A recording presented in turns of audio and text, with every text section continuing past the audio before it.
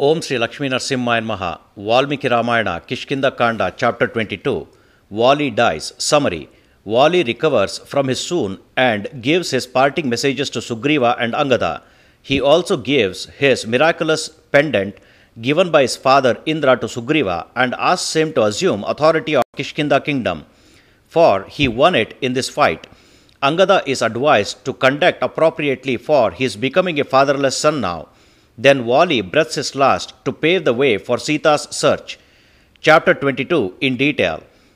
With his life force slowly down, Vali respiring slowly, glancing everywhere, and he firstly saw his brother Sugreeva afore him.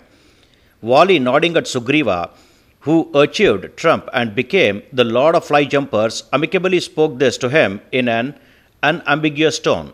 Sugreeva, consider me not to be wickedness, but consider as one who is all the while forcibly hauled into this future owing to my impropriety and inflexibility. I do not think that we two are fated to share blissfulness simultaneously, O boy. Therefore, the amity seemly to brothers have cropped up otherwise. You realize that I am going to abode of time god now itself, and hence propose yourself as king of this forest dwellers' kingdom now itself. Such as I am indeed foregoing my life, kingdom, and this immense prosperity, and even the unenviable glory which adduces that Vali is unkillable right away. O valiant Sugreeva, it will be apt of you to make happen the word I am going to say, even in such a situation in which now I am. And O king, even if the word of mine is infeasible, have a look at this Angada, who is privileged for all happiness, brought up in all comforts. Though a boy, he is mannerly, and who, with his tear-filled face, fallen onto ground. More dear than my own life is my son, and when he is deprived of me, you have to foster him as if he is your own son, with no resources becoming sparse even in every way. O king of fly jumpers, as with me, you too are his father, patron, and overall protector from all sides, and also thus an assurer in fear. This admirable son of Tara is co-equal of yours in trumps, and in eliminating those demons he will be in your advance guard. This mighty and senile son of Tara is youthful, and on overtaking in war, this Angada will undertake actions seemly for a son of mine. In deciding meanings in all their subtleties, and also in presages of diverse nature, this daughter of Sushena, Tara, is an insightful one in every way. Whatever is said by her as proper, that is doable undoubtedly. Indeed, nothing contrary happens to her opinions in the least.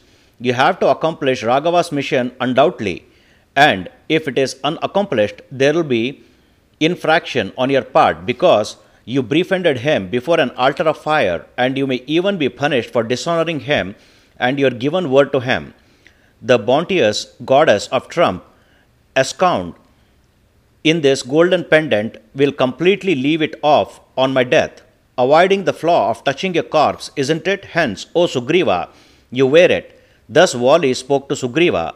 Thus, that way, when Vali spoke to Sugreeva with brotherly kind-heartedness, Sugreeva again waned away, foregoing his spiritedness, like the lord of stars, namely the moon, when eaten away by the planet, namely Rahu, during lunar eclipse.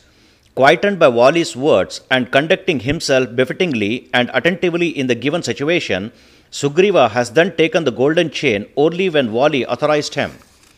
On giving away that golden pendant, and on seeing his son, who is available nearby, readying himself towards him, his end, that is, setting in, Vali affectionately spoke to Angada. From now on, observing time and place, you have to tolerate pain or pleasures, endure mirth or misery, on your going under the control of Sugreeva. O dexterous Angada, as to how I have entertained you in whichever way you conducted yourself with me, Sugreeva may not approve of such a puerile behavior of yours.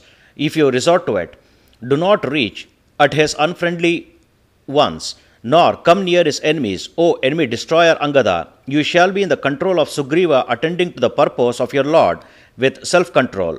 Do not conduct yourself with excessive friendliness or unfriendliness, as this pair of opposites itself has a flaw.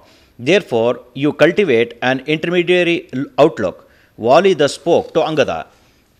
He who is highly tortured by the arrow of Rama spoke to Angada in that way, and afterwards his eyeballs rolled up and mouth hung open, baring his horrid teeth, and his life too took to flight from his body. Then all those best monkeys available there have started to weep when their monkey chief is dead, and for that matter, they have loudly squawked at his death in this way. When the lord of monkeys departed to heaven, Kishkinda is indeed rendered derelict. Dreary are the gardens, deserted are the mountains and forests as well. And when the tiger among fly jumpers is dead, all the Vanaras are rendered up into a lackluster life, and by the impetus of whose great rapidity flowers available in the forest and woodlands used to shower on him in torrents and everywhere from behind, that Vali is no more. And now, who has got such an impetus? By which great-souled Vali a ferocious duel was given to the celestial, namely the great armed Golabha, which did not cease either in the daytime or night till Vali felled Golabha. That Vali is no more. Thereafter, in the 16th year, Vali unquestionably felled Golabha, and on killing that evil-minded Golabha with his zigzag teeth, Vali accorded fearlessness to all of us. How such a Vali is felled now? Thus the monkey raised hue and cry. But when that fly jumper's brave Lord Vali is killed, those fly jumpers have gone into a frantic situation in that matter of Vali's killing, as with the cows becoming frenetic when their husbanding bull is killed while moving in a great forest that is riddled with a lion. But then Tara, whelmed under an ocean called affliction, closely observed her dead husband's face, embraced him, and collapsed onto ground, as with any creeper plant when the giant tree on which it is hinging is hacked down.